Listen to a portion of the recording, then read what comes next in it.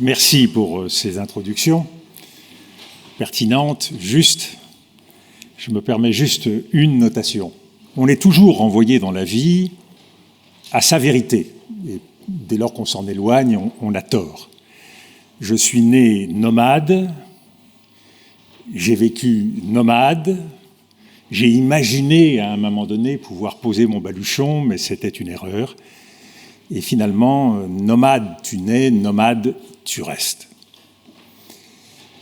Ces quelques mots introduisent assez bien le premier message que je veux vous adresser dans un moment difficile de l'histoire du monde. Et vous ne m'en voudrez pas dans cette courte introduction de 20 minutes, si j'ai bien compris, de privilégier l'international, puisque je ne savais pas que je devais vous parler de politique nationale. Le premier défi auquel nous sommes confrontés, les uns et les autres, c'est celui qui consiste à nous situer dans le monde. Se situer, ça veut dire d'abord essayer de fixer le cadre de la géographie du monde. Et le moins qu'on puisse dire, c'est que le monde aujourd'hui flotte. Et j'en prendrai deux exemples. Dans la dénomination de la géopolitique mondiale, deux concepts qui font florès aujourd'hui mais qui n'existaient pas hier. Le premier, c'est le terme de Sud global et le deuxième, c'est celui d'Occident collectif.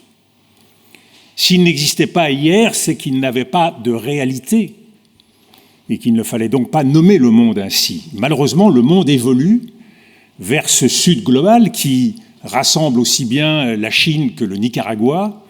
Et l'on voit bien que face à ce Sud global, eh bien, on invente un Occident collectif qui mêle aussi bien les États-Unis et l'Europe.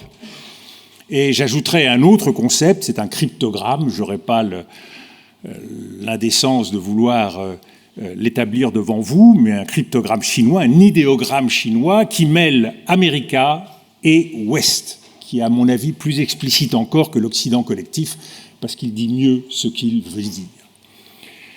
Dans ces dénominations géographiques, vous avez déjà les clés de l'affrontement qui se dessine sous nos yeux. À ce flottement qui est celui de la géographie, il faut noter que nous entrons aussi dans un formidable flou sur le plan des repères historiques. Vous aimez l'histoire puisque vous êtes ici. Si vous vous reportez aux derniers livres qui sortent dans ce domaine, vous verrez à quel point on s'interroge sur le cadrage, sur les repères de l'histoire. Le dernier livre de Beaupré et Louis sur l'histoire mondiale du XXe siècle, le livre de Patrick Boucheron, tous s'attellent à cette question des dates, des ruptures historiques. Le XXe siècle, par exemple, parce qu'il commence en 1904 avec la guerre entre la Russie et le Japon. Est-ce qu'il commence en 1914? Est-ce qu'il commence pas plutôt en 1929 avec une crise financière, ce qui permettrait alors de le terminer, de le clore ce XXe siècle en ce moment avec la guerre d'Ukraine? Ou est-ce qu'il se termine, comme certains le pensent, en 1979 avec la révolution conservatrice iranienne et les révolutions néolibérales? Ou est-ce qu'il se termine en 89 avec la chute du mur de Berlin?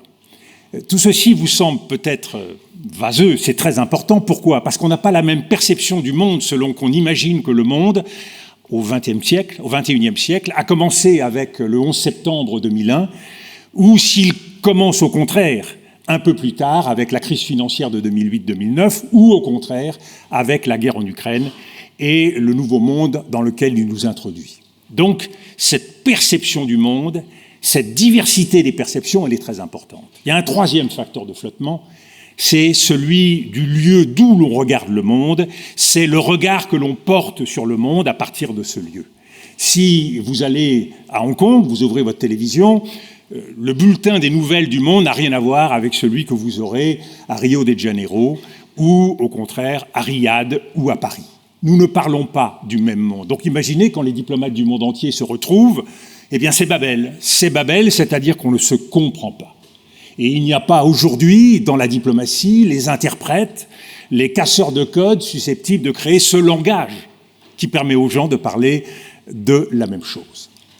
Donc vous le voyez bien, on a un formidable flottement du monde. On a en même temps une accélération de l'histoire, on le voit particulièrement avec ce XXIe siècle, depuis le 11 septembre par exemple, la guerre d'Irak, l'enchaînement des guerres qui suivent, la Libye, les printemps arabes, la crise économique et financière, 2014, la Crimée, et puis aujourd'hui la guerre d'Ukraine. On voit bien que les événements se bousculent sans pour autant que la lisibilité de ces événements soit facile, et ça nous renvoie au-delà du flottement du monde, au-delà de l'opacité, au-delà de l'accélération de l'histoire, à l'opacité de cette histoire, opacité qui se traduit bien quand on prend quelques événements. Prenons 1979, avec le télescopage à la fois des révolutions néolibérales en Angleterre, aux États-Unis en 80 et en Iran. En même temps, cela nous renvoie en 89 de la même façon, un autre télescopage qui est celui au début de l'année de Tiananmen et en fin d'année de la chute du mur de Berlin. Donc on voit bien, les ruses de l'histoire sont telles qu'on a du mal à trouver des cohérences, on a du mal à comprendre quel est le fil directeur qui sous-tend cette histoire. Et on peut se poser même la question, devant tous ces phénomènes qui se cumulent, de savoir s'il n'y a pas un retournement de l'histoire en tant que telle. La dialectique progrès-catastrophe, de façon à peu près continue pour les 5 siècles de domination européenne tout au moins, est dominée par la capacité par le progrès de maîtriser les catastrophes, même si le cœur s'émeut en 1755, lors du tremblement de Lisbonne, lors de toute une série de catastrophes qui ont jalonné l'histoire du monde, il n'en reste pas moins que la confiance dans le progrès reste dominante, jusqu'à ce que nous enchaînions, depuis la Deuxième Guerre mondiale, toute une série d'apocalypses qui se rapprochent, et y compris l'apocalypse écologique, avec ce sentiment que, de moins en moins, nous disposons des outils qui nous permettraient de dominer l'histoire. Et il y a, chez quelqu'un que vous avez peut-être lu, Walter Benjamin, un concept qui est celui des images dialectiques, qui fait justement la place à ce dialogue entre le progrès et la catastrophe. Il prend, à travers sa réflexion, mais surtout la réflexion renouvelée par Enzo Traverso, il prend un exemple qui est celui du radeau de la Méduse, de Jéricho, où il y a à la fois cette dimension du naufrage, cette dimension du cannibalisme de ceux qui restent sur le radeau, et donc on est loin du progrès, mais il y a en même temps une figure qui est celle d'un jeune modèle noir de l'époque, qui lui est au haut de la pyramide humaine, de ces corps qui sont entremêlés et qui porte un chiffon rouge, chiffon d'espoir, chiffon de révolution, au moment même où, quelques années plus tôt, à Saint-Domingue, eh bien, nous avons la première indépendance qui naît. Donc, dans cette dialectique qui s'organise, il y a là une clé qui nous renvoie aujourd'hui à cette interrogation qu'on ne peut pas ne pas avoir sur le matérialisme historique. Karl Marx, prenons cette image du train lancé à grande vitesse et qui nous envoie vers les progrès de l'histoire, mais, Walter Benjamin le dit, et si le vrai progrès, c'était cette main d'un passager ou des passagers qui s'accrochent au signal d'alarme pour dire « attention, catastrophe ». Eh bien, nous sommes dans ces moments du monde où on peut s'interroger sur les risques d'un retournement, de changements radicaux, et qui doivent en tout cas nous interpeller. Alors nous interpeller à travers quoi ? Eh bien, notre conscience humaine, et c'est pour ça que ma conviction, c'est plus que jamais, et vous qui êtes à Sciences Po, c'est le moment idéal de la vie pour aiguiser, affiner cette conscience individuelle.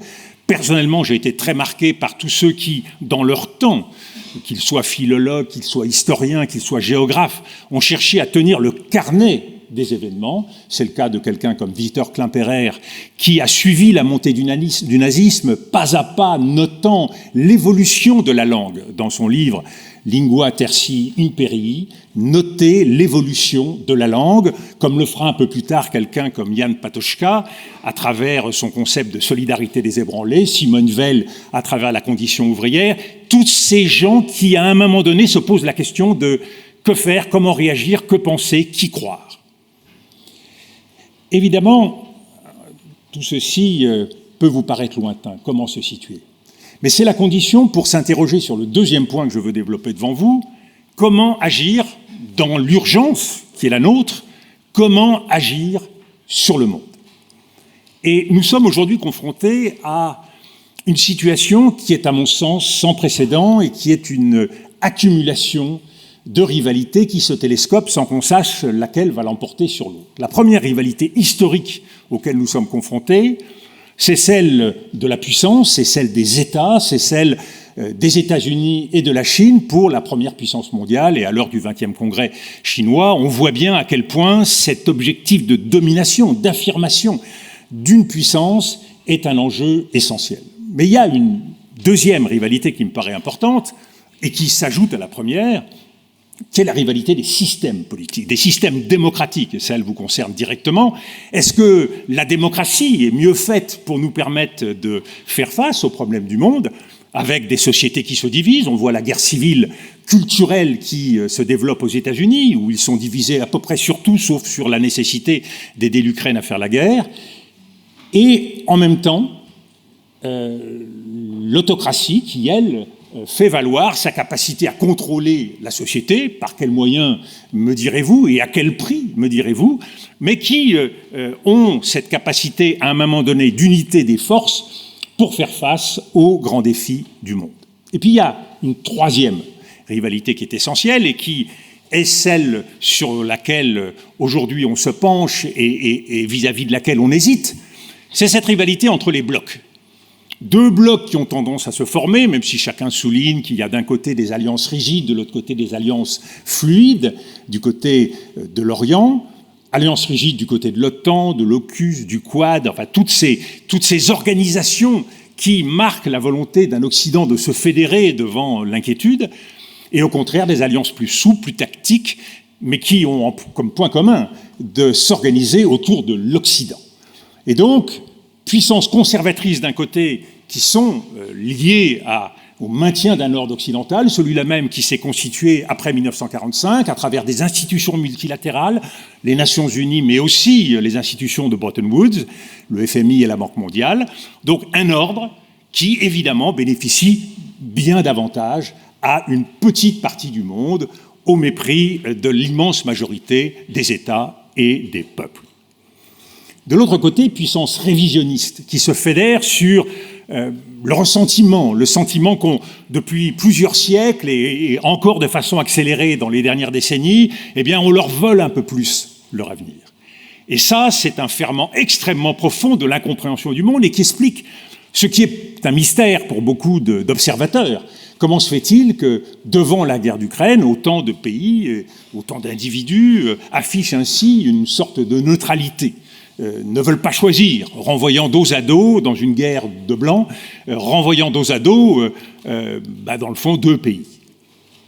Et je crois qu'il est essentiel de comprendre ce qu'il y a en termes culturels, ce qu'il y a en termes de civilisation derrière cette idée d'affrontement des blocs.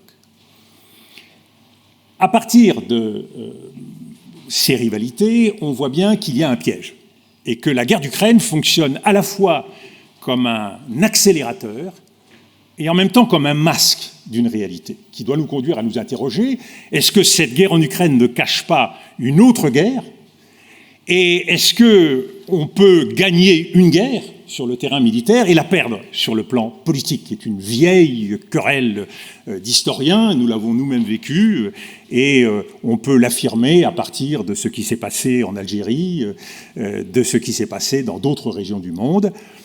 On peut gagner une bataille, gagner une guerre sur le plan militaire et pour autant ne pas gagner cette bataille sur le plan politique. Alors, la guerre en Ukraine, elle a aujourd'hui trois composantes. Elle a une composante militaire et on voit bien à quel point la contre-offensive ukrainienne la met en situation aujourd'hui de marquer de nombreux points et la met en situation donc d'avoir la possibilité de la gagner.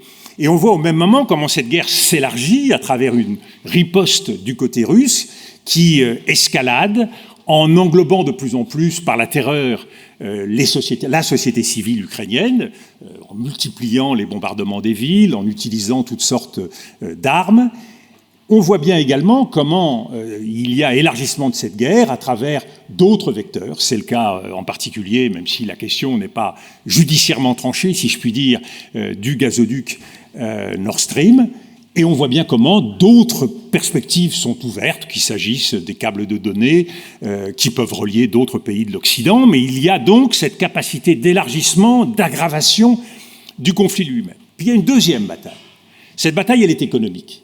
Et elle est économique et la facture est payée en partie par tous les peuples du monde, mais de façon inégale. Bien sûr, nous nous inquiétons pour notre énergie cet hiver, mais imaginez, j'étais à Washington au moment des réunions du FMI et de la Banque mondiale, imaginez que vous habitez la Guinée ou un petit État d'Amérique latine. Là, les conséquences de la hausse des prix de l'énergie et de la hausse du dollar sont absolument dramatiques. La vie est bouleversée par la guerre d'Ukraine.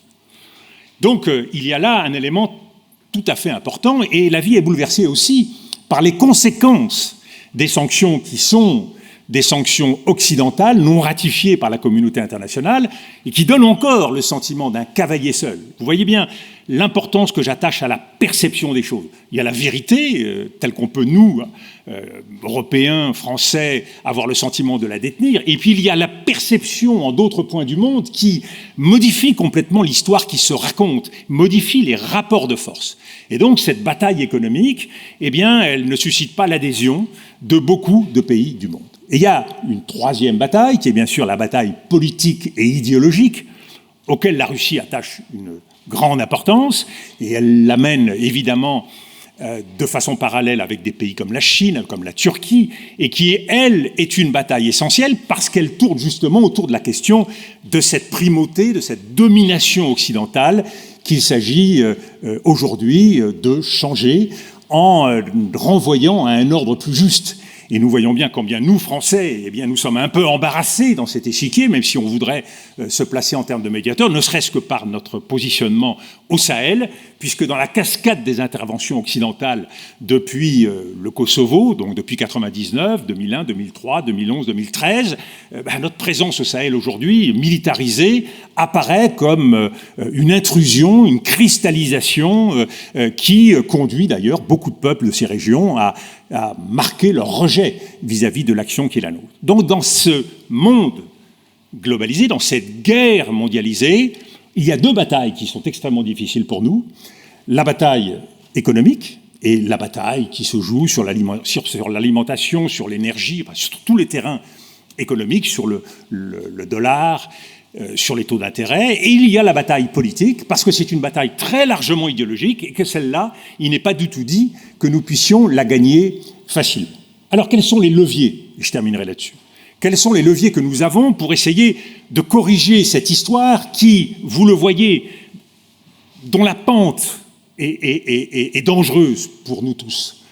Dangereuse parce que nous nous retrouvons, j'allais dire malgré nous, en tout cas malgré moi, placés dans ce camp occidental. Je pense que c'est une des grandes erreurs diplomatiques qui a été commise dans les années 2010, c'est de faire basculer la France dans ce camp, alors que sa vocation historique est de toujours avoir été médiatrice entre l'Est et l'Ouest, entre le Nord et le Sud. Et le symbole qu'a représenté, par exemple, le retour de la France dans l'organisation intégrée de l'OTAN, mais beaucoup d'autres gestes qui marquent cette solidarité inconditionnelle avec les États-Unis, auquel il faut rajouter le déplacement de la puissance en Europe qui fait basculer l'Europe du côté de l'Est et du Nord. Donc on le voit vers des pays aujourd'hui dont l'obsession, c'est la Russie, mais qui néglige peut-être aussi le monde lui-même, la mondialisation elle-même, le fait que le monde ne se réduit pas à l'Europe et que la guerre en Ukraine est une guerre parmi beaucoup d'autres guerres qui se déroulent dans le monde dans l'indifférence générale. Parlons de l'Éthiopie, parlons du Congo, parlons de beaucoup d'autres guerres. Et donc il y a aujourd'hui un œil européen qui a tendance effectivement à devenir un œil occidental et qui ne permet pas le dialogue, l'empathie, la solidarité avec beaucoup de pays du monde. Donc dans ce contexte, il y a 4 ou 5 clés qui me paraissent essentielles. La première, c'est l'Union européenne. Je le dis avec un gros point d'interrogation, l'Union européenne aurait vocation à être une entité qui serait capable de trianguler dans les grandes affaires du monde, et en particulier entre la Chine et les États-Unis. Même si mon sentiment, c'est qu'elle est en train lentement de dériver en sorte d'appendice des États-Unis, de variable d'ajustement de la mondialisation, de variable d'ajustement du nouvel échiquier politique. Et à mon avis, c'est un risque absolument majeur de perte d'identité de cette Europe, de perte de l'héritage culturel européen qui nous place justement dans ceux qui mettent les questions avant les réponses et qui ne passent pas leur temps à se targuer de puissance et de certitude. Le deuxième levier essentiel, c'est celui du Sud, et notamment de ce Sud global.